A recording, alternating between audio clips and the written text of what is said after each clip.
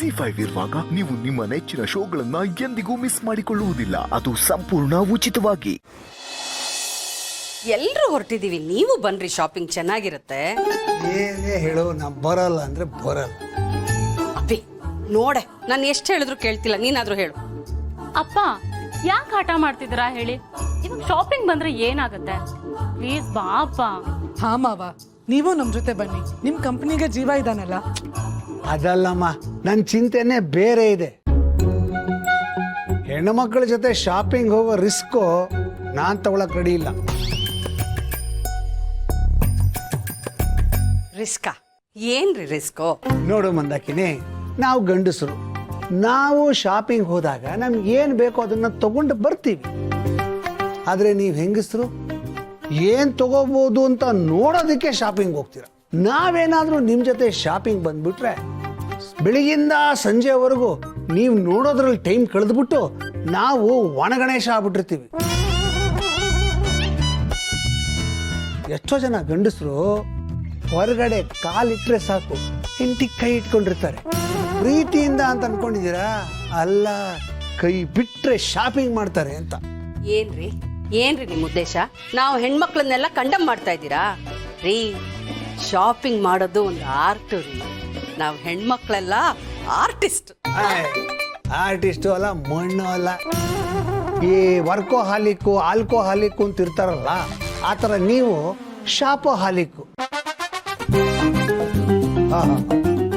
ನಿಮ್ಮ ಜೊತೆ ಶಾಪಿಂಗ್ ಹೋಗ್ಬಿಟ್ರೆ ವಾಪಸ್ ಬರೋಷ್ಟರಲ್ಲಿ ನಮ್ಮ BP ಶುಗರ್ ಎಲ್ಲ ಏರ್ಬಿಟ್ಟಿರುತ್ತೆ. ನಾವು ಹೆಲ್ತ್ ಚೆಕಪ್ ಮಾಡಿಸ್ಕೊಂಡು ಶಾಪಿಂಗ್ ಹೋಗ್ಬೇಕು. ನನ್ನ ಪ್ರಕಾರ ಯಾರು ಹೆಲ್ತ್ ಇನ್ಶೂರೆನ್ಸ್ ಮಾಡಿಸಿದಾರೋ ಅವರು ಮಾತ್ರ ಶಾಪಿಂಗ್ ಹೋಗ್ಬೇಕು ಅಂತ ಗೌರ್ಮೆಂಟ್ ಕಡ್ಡಾಯ ಮಾಡಬೇಕು. ನೋಡ್ರಿ, ಸುಮ್ನೆ ಮಾತಾಡ್ಬೇಕು ಅಂತ ಒಳವಳ ಅಂತ ಮಾತಾಡ್ಬೇಡಿ. ನಾವು ಶಾಪೋಹಾಲಿಕ್ಕು ಅಲ್ಲ, ಏನೂ ಇಲ್ಲ. ಆಕ್ಚುಲಿ ಹಂಗ್ ನೋಡಿದ್ರೆ ನಾವು ಕಂಟ್ರಿಯ ಎಕನಾಮಿಗೆ ಹೆಲ್ಪ್ ಮಾಡ್ತಾ ಇದ್ವಿ. ನಮ್ಮಿಂದಾನೆ ಈ ದೇಶದ ಎಕನಾಮಿ ಮೇಲಕ್ ಬೆಳೀತಾ ಇರೋದು, ಗೊತ್ತಾ ಅಲ್ವೇನೆ? ನೋಡ್ರಿ, ನಾವು ಹೆಣ್ಮಕ್ಳು ವಯಸ್ಸಿಗೆ ಬಂದ ತಕ್ಷಣ ಮದುವೆ ಮಾಡ್ಕೊಂಡು ಮನೆ ಮಠ ಗಂಡ ಮಕ್ಕಳು ಅಂತ ಎಲ್ಲಾ ಜವಾಬ್ದಾರಿನೂ ಹೊತ್ಕೊಂಡಿರ್ತೀವಿ. ಈ ಶಾಪಿಂಗ್ ಅನ್ನೋದು ನಮ್ಗೊಂಥರ ಮೆಂಟಲ್ ಥೆರಪಿ ಇರೋ ಹಾಗೆ. ನಾವು ದುಃಖದಲ್ಲೂ ಶಾಪಿಂಗ್ ಮಾಡ್ತೀವಿ, ಸುಖದಲ್ಲೂ ಶಾಪಿಂಗ್ ಮಾಡ್ತೀವಿ. ಆ ಶಾಪ್ ಓನರ್ ಇರ್ತಾನಲ್ಲ, ಅವನೊಂಥರ ನಮಗ್ ಸಂಬಂಧಿಕ ಇದ್ದಂಗೆ ರೀ. ಕರೆಕ್ಟ್, ಮೆಂಟಲ್ ಥೆರಪಿ ಅಂದೆಲ್ಲ ಅದನ್ನ ನಾನು ಒಪ್ಕೋತೀನಿ. ಒಂದು ಮನೆಯಲ್ಲಿ 4 ಜನ ಹೆಂಗಸರಿದ್ರೆ ಒಬ್ಬೊಬ್ಬರು ಒಂದೊಂದು ದಿಕ್ಕು ಅನ್ನೋ ಥರ ಇರ್ತಾರೆ. ಮಾತೆತ್ತರೆ ಕಿತ್ತಾಡ್ತಾರೆ, ಹೊಂದಾಣಿಕೆ ಅನ್ನೋದೇ ಇರಲ್ಲ. ಆದರೆ ಶಾಪಿಂಗ್ ಅಂತ ಬಂದ ಕೂಡಲೇ 4 ಜನ ಒಟ್ಟಿಗೆ ಹೋಗ್ತಾರೆ. ಇಬ್ಬರು ಬಟ್ಟೆ ನೋಡ್ತಾರೆ, ಇಬ್ಬರು ಪಾತ್ರೆ ನೋಡ್ತಾರೆ. ಇದು ಚೆನ್ನಾಗಿದೆ ನೋಡೆ, ಇದು ನಿಂಗೆ ಒಪ್ಪತ್ತೆ, ಇದು ನೋಡೆ, ಅದ್ ನೋಡೆ ಅಂತ ಏನು ಹೊಂದಾಣಿಕೆ. ಒಬ್ಬರಿಗೊಬ್ಬರು ರೆಕಮೆಂಡೇಶನ್ ಮಾಡ್ತಾರೆ. ಶಾಪಿಂಗ್ ಮಾಡೋಷ್ಟು ಹೊತ್ತು ಒಂದಾಗಿರ್ತಾರೆ. ಶಾಪಿಂಗಿನ ಶಕ್ತಿನೇ ಅದು. ನೀವೇನು ಅನ್ನೋದನ್ನ ಮಾಸ್ಕ್ ಮಾಡಿಬಿಡುತ್ತೆ. ಈಗ ಶಾಪಿಂಗ್ ಬಗ್ಗೆ ಭಾಷಣ ಬಿದ್ದಿದ್ ಸಾಕು. ನೀವು ಬೇಗ ಬನ್ನಿ, ನಮ್ ಜೊತೆ ಹೋಗ್ಬರೋಣ. ನಿಮ್ಗೆ ಏನ್ ನಾವು ಕಾಟ ಕೊಡಲ್ಲ. ಎಲ್ಲ ಶಾಪಿಂಗ್ ಶುರು ಆಗೋದೇ ಈ ಸ್ಟೇಟ್ಮೆಂಟ್ನಿಂದ.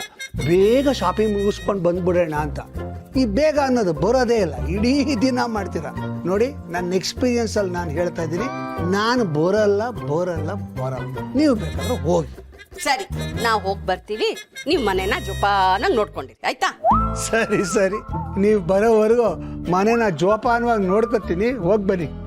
ಜೀವ, ಹುಷಾರಪ್ಪ. ಸುಮ್ಮನಿರಿ, ಬರ.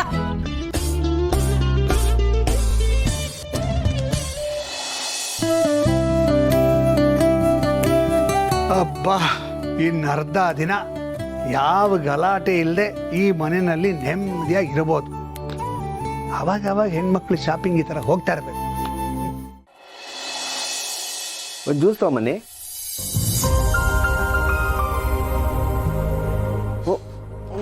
ಗೌತಮ್, ಹೇಗಿದ್ಯಾ? ಪರವಾಗಿಲ್ಲ, ಓಕೆ. ಆನಂದ್, ಈ ಕಡೆ ಬಾ. ನಿನ್ಗೋಸ್ಕರ ದೇವಸ್ಥಾನಕ್ಕೆ ಹೋಗಿ ಬಂದೆ.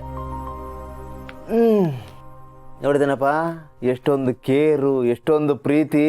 ಇದೇ ಕೆಲಸ ನಾನ್ ಮಾಡಿದ್ದಿದ್ರೆ ಚೆನ್ನಾಗಿ ಬಯಸ್ಕೋಬೇಕಾಗಿತ್ತು. ಇನ್ನೇನ್ ಮತ್ತೆ, ಬಯಸ್ಕೊಳ್ಳೋ ಅಂತ ಕೆಲಸ ಮಾಡಿದಿದ್ರೆ ಬೈಲೇಬೇಕಾಗಿತ್ತು. ಡುಮ್ಮ ಸರ್ಗಿಗೆ ಆಗೋದಕ್ಕೆ ನೀನೇ ಕಾರಣ. ಏನೇನು ನಾನಾ?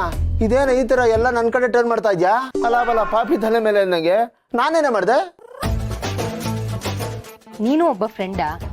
ಅವನೇನೋ ಅಮ್ಮನ ಮೇಲಿರೋ ಸೆಂಟಿಮೆಂಟ್ಗೆ ಉರುಳ್ ಸೇವೆ ಮಾಡ್ತೀನಿ ಅಂತಾನೆ. ನೀನ್ ಅದನ್ನ ತಡಿಬೇಕು ತಾನೆ. ಅವ್ನ್ ಕುಣ್ದಾಗೆಲ್ಲ ಕುಣ್ಕೊಂಡಿರ್ತೀಯ. ಮೊದ್ಲು ನಿನಗ್ ಕ್ಲಾಸ್ ತಗೋಬೇಕು. ಲೇ ಚಿನ್ನ, ಅದೇನು ಅಂದ್ರೆ ಮಾತಾಡ್ಬೇಡ ನೀನು. ನೀನ್ ತಾನೇ ಬಾಲದ ತರ ಅವ್ನ ಹಿಂದೆನೇ ಇರೋದು. ಬೆಸ್ಟ್ ಫ್ರೆಂಡ್ ತಾನೆ ನೀನು. ಅಂದ್ಮೇಲೆ ನೀನೇ ಅವನಿಗೆ ಬುದ್ಧಿ ಹೇಳ್ಬೇಕು. ಅದ್ಯಾವುದು ಮಾಡ್ಬೇಡ. ಫ್ರೆಂಡ್ ಅನ್ನೋ ಪದಕ್ಕೆ ಅವಮಾನ ನೀನು. ನೋಡ್ದೇನಪ್ಪ, ನೀನ್ ಮಾಡಿದ ಕೆಲ್ಸಕ್ಕೆ ನನ್ ಬೆಂಡೆತ್ತಾ ಇದ್ದಾಳೆ. ಏನು ಅಂದ್ರೆ ನಿನಗೆ ಬೈಯಕ್ಕಾಗಲ್ವಲ್ಲ, ಅದಕ್ಕೆ ನಿಂದು ಸೇರಿಸಿ ನನಗೆ ಬೈತಾ ಇದ್ದಾಳೆ. ನಿನ್ನಿಬ್ಬರು ಮಧ್ಯೆ ಸಿಕ್ಕಾಕೊಂಡು ಫುಟ್ಬಾಲ್ ಆಗ್ಬಿಟ್ಟಿದ್ದೀನಿ ನಾನು. ಯಾರಿಗೆ ಹೇಳಿ ನನ್ನ ಪ್ರಾಬ್ಲಮ್? ಅಲ್ಲ ಗೌತಮ್, ನಿನ್ಗಾದ್ರೂ ಸ್ವಲ್ಪ ಬುದ್ಧಿ ಬೇಡ್ವಾ? ದೇವಸ್ಥಾನಕ್ಕೆ ಹೋಗ್ಬೇಕು, ಪೂಜೆ ಮುಗಿಸ್ಕೊಂಡು ಮನೆಗೆ ವಾಪಸ್ ಡೈರೆಕ್ಟ್ ಆಗಿ ಬರ್ಬೇಕು. ಆದ್ರೆ ಇದೆಲ್ಲ ತುಂಬಾನೇ ಅತಿ ಆಯ್ತು. ಏನಾದ್ರೂ ಮಾಡಕ್ಕಿಂತ ಮುಂಚೆ ನಮ್ ಕೆಪಾಸಿಟಿ ಏನು ಅಂತ ಯೋಚನೆ ಮಾಡ್ಬೇಕು. ಈಗ ನೋಡು ನಿನ್ ಪರಿಸ್ಥಿತಿ ಏನಾಗಿದೆ ಅಂತ. ಸುಮ್ನೆ ಇರ್ಲಾರ್ದೆ ಇರ್ವೇ ಬಿಟ್ಕೊಂಡ್ರು ಅಂತಾರಲ್ಲ, ಹಾಗಾಯ್ತು. ಲೇ ಚಿನ್ನ, ಯಾಕೆ ಸ್ವಲ್ಪ ಸಮಾಧಾನ ಮಾಡ್ಕೋ. ಪಾಪ ಗೆಳೆಯ ಮೊದಲೇ ಹುಷಾರಿಲ್ದೆ ಕೂತ್ಕೊಂಡಿದ್ದಾನೆ. ಇದ್ರ ಮೇಲೆ ನೀನು ಹಿಗ್ಗಾಮುಗ್ಗ ಕ್ಲಾಸ್ ತಗೊಂಡ್ಬಿಟ್ರೆ ಎಲ್ಲಿಗೆ ಹೋಗ್ಬೇಕು ಅವನು? ಕೂಲ್, ಶಾಂತಿ ಶಾಂತಿ. ಅದೇನ್ ಶಾಂತಿನೋ. ನಿಮ್ಮಿಬ್ಬರನ್ನ ನೋಡ್ತಿದ್ರೆ ಇರೋ ಶಾಂತಿ ಎಲ್ಲ ಹೊಟ್ಟೋಗುತ್ತೆ ನನ್ಗೆ.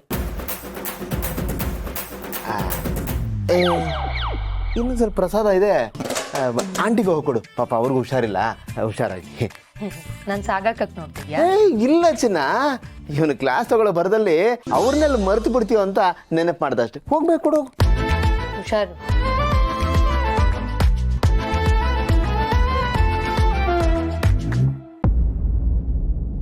ಗೆಳೆಯ, ಅಪರ್ಣ ಹೇಳಿದ್ದು ಕರೆಕ್ಟೇ ಕಣು. ನೀನು ಈ ಥರ ಏನೇನೋ ಮಾಡಿಕೊಂಡು ಹೆಚ್ಚು ಕಮ್ಮಿ ಆದರೆ ಅದಕ್ಕೆ ಎಷ್ಟು ಬೇಜಾರಾಗುತ್ತೆ. ಸ್ವಲ್ಪ ನಿನ್ನ ಬಗ್ಗೆನೂ ನೀನು ಕೇರ್ ತಗೊಳ್ಳೋ. ಗೆಳೆಯ, ನೀನು ಚೆನ್ನಾಗಿದ್ರೇನೆ ಕಣೋ ಅದಕ್ಕೆ ಖುಷಿಯಾಗಿರೋದು. ಹ್ಞೂ ಕಣ, ನನಗಾಗಿರೋದು ನೋಡಿ ಭೂಮಿಕಾ ತುಂಬ ನೊಂದ್ಕೊಂಡಿರ್ತಾರೆ. ಅವರು ಹೊರಗಡೆ ತೋರಿಸ್ಕೊಳ್ತಾ ಇರ್ಬೋದು, ಬಟ್ ಒಳಗಡೆನೆ ನೋವು ತಿಂತಾ ಇರ್ತಾರೆ. ನನಗೀಗ ಹೇಗಾಗ್ತಿದೆ ಅಂದರೆ, ನನಗೇನೋ ಆಯಿತು ಅನ್ನೋದಕ್ಕಿಂತ ನನ್ನಿಂದ ಅವರು ಬೇಜಾರು ಮಾಡ್ಕೊಳ್ಳೋ ಹಾಗಾಯ್ತಲ್ಲ ಅಂತ ಫೀಲ್ ಆಗ್ತಿದೆ. ಗೆಳೆಯ, ಇದನ್ನೇ ಕಣೋ ನಿಜವಾದ ಪ್ರೀತಿ ಅಂತ ಹೇಳೋದು. ಒಬ್ರು ಇನ್ನೊಬ್ರಿಗೋಸ್ಕರ ಮಿಡಿಯೋದು, ಒಬ್ರು ಫೀಲಿಂಗ್ಸ್ನ ಇನ್ನೊಬ್ರ ಹತ್ರ ಹೇಳದೇ ಇದ್ರೂ ಅರ್ಥ ಮಾಡ್ಕೊಳ್ಳೋದು. ನಿಮ್ಮಿಬ್ಬರ ಮಧ್ಯೆ ಎಂಥ ಒಳ್ಳೆ ಪ್ರೀತಿ, ಎಂಥ ಒಳ್ಳೆ ಬಾಂಡಿಂಗ್ ಇದೆ ಅಂತ ಇದರಲ್ಲೇ ಅರ್ಥ ಆಗುತ್ತೆ. ಅಲ್ಲ ಕಣೋ ಗೆಳೆಯ, ಮನಸ್ಸಲ್ಲಿ ಇಷ್ಟೊಂದು ಪ್ರೀತಿ ಇಟ್ಕೊಂಡು ಅದನ್ನು ಹೇಳ್ಕೊಂಡ್ರೆ ತೊಂದರೆ ಆಗ್ಬಿಡುತ್ತೆ, ದೂರ ಆಗ್ಬೇಕು ಅಂತ ಇದೆಯಲ್ಲ, ಇದು ನಿಜವಾಗ್ಲೂ ಸಾಧ್ಯನೇನು? ಹೇ ಗೆಳೆಯ, ನೀವಿಬ್ರು ದೂರ ಆಗ್ಬೇಕು ಅಂತ ಅನ್ಕೊಂಡ್ರು ಆ ಪ್ರೀತಿ ನಿಮ್ಮಿಬ್ಬರನ್ನು ದೂರ ಆಗಕ್ ಬಿಡುತ್ತೇನೋ ಗೊತ್ತಿಲ್ಲ, ಬಟ್ ದೂರ ಇಲ್ಲದೆ ಬೇರೆ ವಿಧಿನೇ ಇಲ್ಲ ಕಣ. ಈ ಥರದೊಂದು ಸಮಸ್ಯೆ ಬರ್ತಿದ್ದು ಯಾರಿಗೂ ಗೊತ್ತಿತ್ತು. ಸಮಸ್ಯೆ ಬಂದಾಗ ಏನಾದರೂ ಮಾಡಲೇಬೇಕಲ್ಲ. ZEE5 ಆಪ್ ಡೌನ್ಲೋಡ್ ಮಾಡಿ ಎಲ್ಲಾ ಸಂಚಿಕೆಗಳನ್ನು ಸಂಪೂರ್ಣ ಉಚಿತವಾಗಿ ನೋಡಿ.